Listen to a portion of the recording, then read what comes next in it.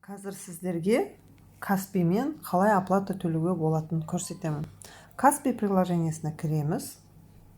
Соның ішінде міне платежи деген сөзді тауып аламыз. Сол платежидің ішіне кірген кезде ең жоғары жақта ең бірінші все деп тұрады. Одан кейін мои платежи деп тұрады. Одан кейін история деп тұрады. Сол ең бірінші тұрған всенің ішіне кіреміз. Осының ішінде красота и здоровье деген тауып аламыз да, соны басамыз. Соны басқаннан кейін ең жоғарыда тұрған косметиканы басамыз. Осының ішінде Oriflame-ді тауып алып, соны басамыз. Ең үстінде регистрационный номерді сұрайды, яғни сіздердің логиндарыңыз.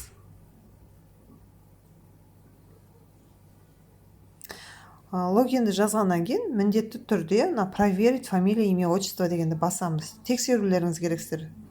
Мүмкін бір саннан қателесіп кетуіңіз мүмкін ғой, сондықтан тексеріңіздер.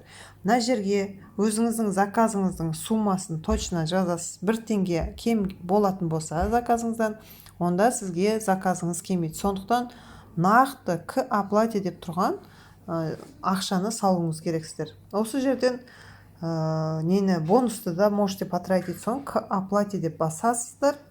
Болды, сонан кейін. Мысал үшін өйстіп шығасыздар, соң к оплате дегенді басасыздар, болды. Оплачен болып шығады.